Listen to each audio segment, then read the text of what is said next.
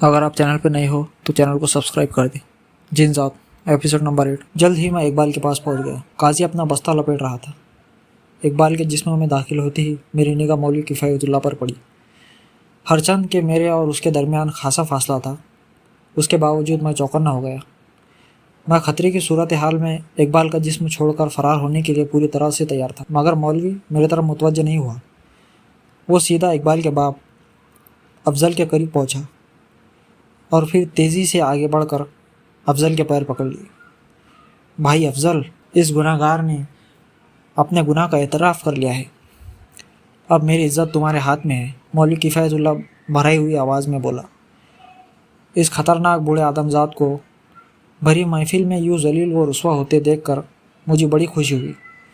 ये मेरी ही चाल थी कि मौलवी जिसमें फंस गया था, गोया एक जिनजात ने आदमजात को पछाड़ लिया था। मौके से फ़ायदा उठाना इसको कहते हैं। मौलवी की बात सुनकर अफजल कहने लगा, मगर मौलवी साहब, ये कैसे हो सकता है? मैं किसी और को ज़ुबान दे चुका हूँ। फिर ख़ानदान के कुछ और लोग भी दरमियान में पड़ गए। वो इकबाल के बाप को समझाने लगे कि वो मौलवी किफ़ायतुल्लाह की दरख्वास्त कबूल कर ले। छोटे खां की हालत काबिल दीद थी, उसे चुप सी लग गई थी। यकीनन इंकशाफ भी उसके लिए सदमे का सबब हुआ कि जिस नौजवान को वो शरीफ और ख़ानदानी समझकर अपना दामाद बनाने वाला था, वो अच्छे किरदार का साबित नहीं हुआ। अफजल को आखिरकार बुज़ुर्गों की बात मानना ही पड़ी और मेरे दिल में खुशी की लड्डू फूटने लगे।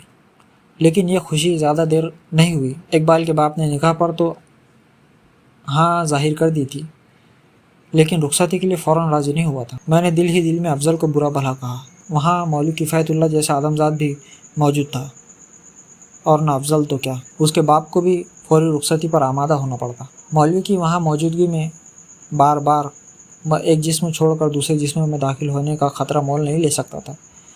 तय ये पाया कि निकाह इसी रोज़ असर और मगरिब के दरमियान होगा।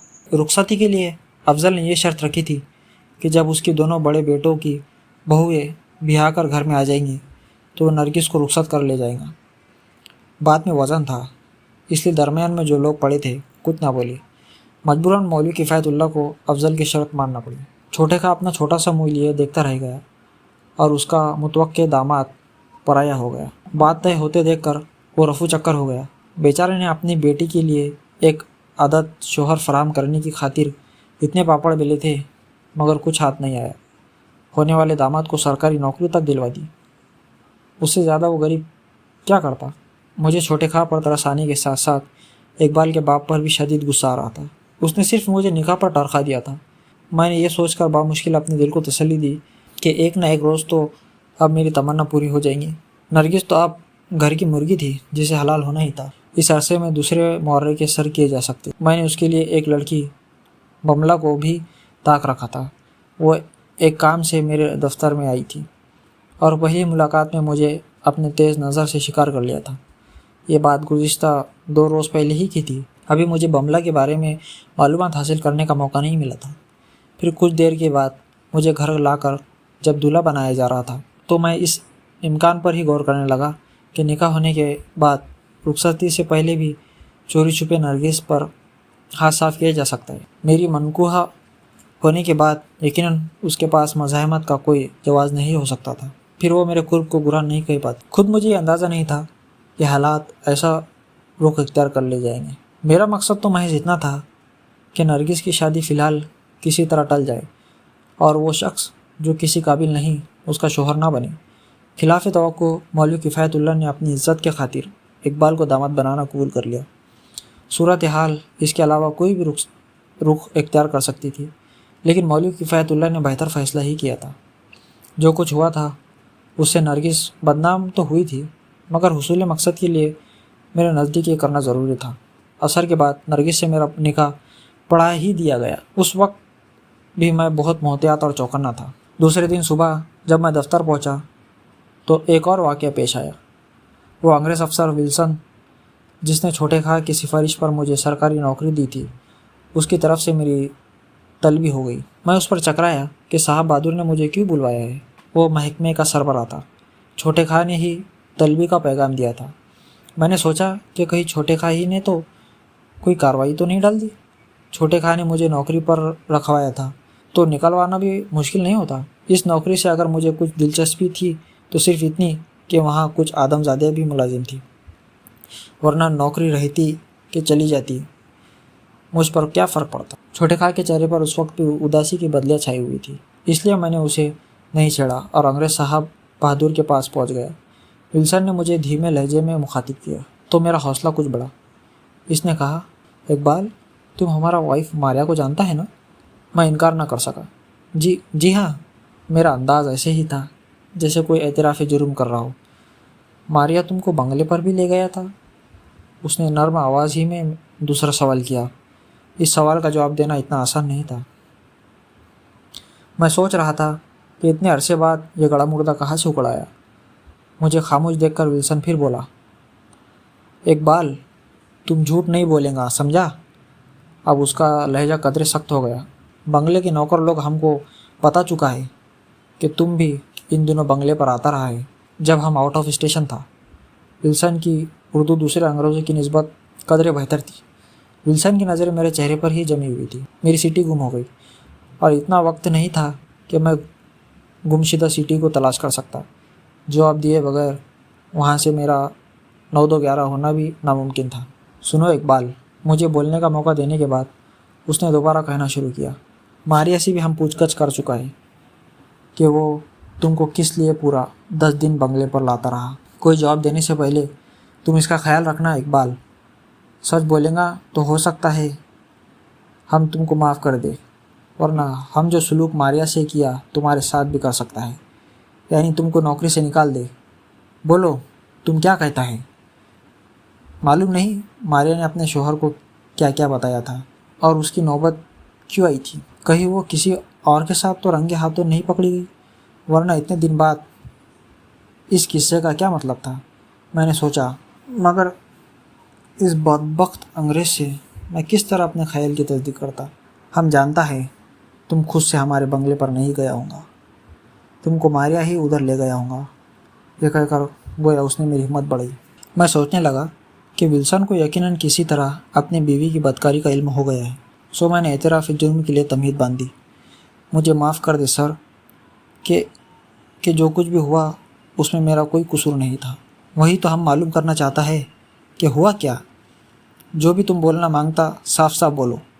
मैंने डरते डरते झिझकते इशारों कनाइयों में बता ही दिया जो वो मालूम कर रहा था। Very good Iqbal. मेरी तवक्को के बरअक्स वो खुश होकर बोला, हम खुश हुआ कि तुम मारिया की तरह झूठ नहीं बोला। हम जानता है कि वो औरत अच्छा नहीं, हम इसीलिए उसको छोड़ दिया, डाइवर्ट दे दिया उसको। ये कल का बात है कि एक हिंदुस्तानी छोकरा को वो बंगले पर ले आया। कल हम दफ्तर से जल्दी बंगले पहुंच गया। बस फिर हमको सब कुछ पता चल गया। नौकर लोग ने बताया कि मारिया बहुत रोज़ से ऐसा करता रहा है। पहले तो मारिया भी हमको झूठ बोला, फिर उसको भी ज़ुबान खोलना पड़ा। ऐसा औरत को हम किस तरह अपने पास रखता जो इंडिया के लोग को भी नहीं छोड़ता। इकबाल, अगर तुम झूठ बोलता तो हम तुमको भी इधर नौकरी से निकाल देता। अब ये बोलो इकबाल कि तुम्हारा ऐसा कोई फ्रेंड या गर्लफ्रेंड या बॉयफ्रेंड जिससे तुम कोई बात नहीं छुपाता, हर राज का बात कर सकता। आखिर में साहब बहादुर ने बज़ाहिर गैर मुताल्लिक सा सवाल किया। जी नहीं सर, मैंने जवाब दिया, जो कतई दुरुस्त था। आगे भी इस डिपार्टमेंट में या बाहर तुम्हारा कोई फ्रेंड बन गया तो किसी से कुछ नहीं कहना, तुम अपना ज़ुबान बंद ही रखेगा। विल्सन का लहजा ताकीदी था। अगर तुम इसके खिलाफ़ किया और कभी किसी को कुछ बोला और हमको खबर हो गया तो तुम्हारा नौकरी फिनिश। हम समझता है कि तुम अपना नौकरी बचाने को ज़ुबान नहीं खोलेगा। ठीक बोला ना हम? बिल्कुल सर, मैंने उसे यकीन दिलाया। ऐसा ही होगा सर, मैं किसी को कुछ नहीं बताऊंगा। मैं समझ चुका था कि इसने मुझे ज़ुबान बंदी की खातिर ही बुलाया था। तुम जा सकता है विल्सन, मुझे मुखातिब किया। मैं उसके कमरे से निकला तो जी पर कुछ बोझ सा था। मारिया के साथ बहरहाल मेरा कुछ अच्छा वक्त गुजरा था। उस दिन मैं दफ्तर से लौटकर आ रहा था तो रास्ते में मौलवी किफ़ायतुल्लाह से मुठभेड़ हो गई। अब मैं उसका सिर्फ पड़ोसी नहीं, बाकायदा दामाद बन चुका था, इसलिए नज़र बचा कर गुजर जाना खिलाफ मसलिहत भी था और नामुमकिन भी। इकबाल का ना हिंजार बाप मुझे बाली कहता था, सो मौलवी ने भी मुझे अपनी दामादी में कबूल करने के बाद इजहार शफ़क़त के लिए यही ज़रूरी समझा। करीब आते ही वो कहने लगा, बाले मियाँ, आज मगरिब के बाद आ जाना। मौलवी से निगाह मिलाते हुए मेरी हवा ख़राब हो रही थी। मैं रुक गया था, मगर दानिस्ता नज़रें नीचे किए खड़ा था। मौलवी ने गालिबन उसे मेरा इजहार पेशेमानी जाना। अरे मियाँ, जो हुआ खाक डालो उस पर, तुम्हें इस कदर परेशान होने की ज़रूरत नहीं। अब इस मौलवी को मैं ये कैसे बता देता कि हरगिज़ कोई ऐसी बात नहीं। मुझे तो ये धड़का लगा हुआ था, कहीं वो इकबाल की आंखें देखकर ये अंदाज़ा ना लगा ले कि इसके जिस्म पर मेरा कब्ज़ा है। जब वो कब्ज़ा छोड़ देने के बावजूद हकीकत तक पहुंच गया था तो इस वक्त कैसे चौंक जाता। अपनी बात जारी रखते हुए उसने मज़ीद कहा, देखो मियाँ, अल्लाह को जो मंजूर है वही होता है। फिर मौलवी ने खुद ही अपने घर बुलाने की वजह बताई। कल तुम्हारी तबीयत ख़राब हो गई थी और मैंने तुम्हें दम करके पानी पिलाया था। मेरे मालूमात का तो तुम्हें मालूम ही होगा। मैं रोज़ाना बाद मगरिब ज़रूरतमंदों का रूहानी इलाज करता हूँ।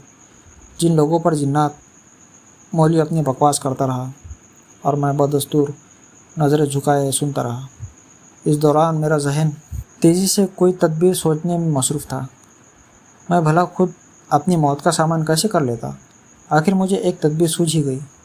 मैंने धीमी आवाज़ में कहा, मैं शहनाज को भेज दूँगा, आप पानी दम करके दे दीजिएगा। ठीक है, मौलवी किफ़ायतुल्लाह फ़ौरन राज़ी हो गया। सिर्फ 7 दिन का इलाज है, इंशाल्लाह फिर कभी कोई जिन तुम्हारे करीब तक नहीं फटकेगा। बेहतर है। यह कहते ही मैं उसे सलाम करके यूँ आगे बढ़ा जैसे मौत के मुंह में मैं जाते जाते बाल बाल बचा हो। हकीकत भी तो यही थी। अगर मैं उस मौलवी को बच्चा न देता तो खुदा जाने मेरा क्या हश्र होता। घर में दाखिल होने तक मैं ये सोच चुका था कि अब ज़्यादा ठंडा करके खाना कतई मुनासिब नहीं। जल्दी मुमकिन अपना जड़ा उल्लू सीधा करो और यहाँ से फ़रार हो जाओ, वरना किसी दिन मौलवी किफ़ायतुल्लाह जैसा ख़तरनाक आदमज़ात पिछाड़ कर सीने पर चढ़ जाएगा। इस रोज़ मैंने इकबाल की बहन शहनाज के ज़रिए नरगिस को पैगाम भिजवाने का फ़ैसला कर लिया। मगरिब के बाद शहनाज को दम किया हुआ पानी लेने के लिए मौलवी किफ़ायतुल्लाह की हवेली पर जाना ही था। नरगिस के उसूल की खातिर मैं अरसे दराज से ख्वार हो रहा था। मैं एक जिन होने के बावजूद अपने महबूबा का कुर्ब हासिल नहीं कर सकता था। इस नाकामी का असल सबब मौलवी किफ़ायतुल्लाह ही था।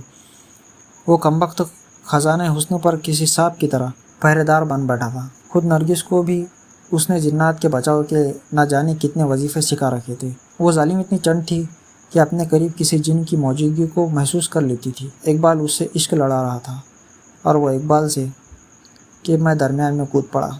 जालिम ऐसी पाक दामन निकली कि मैं उसके हुसूल के खातिर अलियत से इकबाल बन गया। तो भी मुझे शादी से कबल एक हद में रखा था। नतीजतन मैं तड़पता रह गया। निकाह के बाद वो इकबाल की बीवी बन चुकी थी।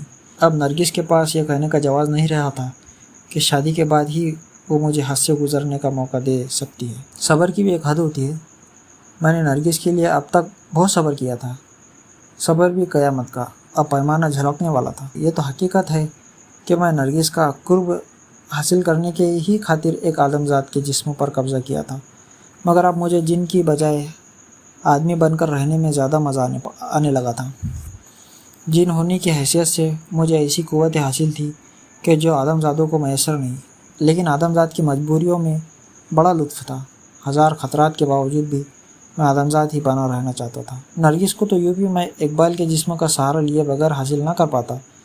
फिर मैंने शहनाज से पैगाम भिजवा ही दिया। वक्त मुलाकात वही था, यानी ईशा के बाद, जब दोनों घरों में छुमछाम हो जाए। आज के लिए बस इतना ही। अब इसके बाद का एपिसोड नेक्स्ट वीडियो में आएगा। तब तक के लिए आपसे विदा। चैनल को सब्सक्राइब कर दीजिए।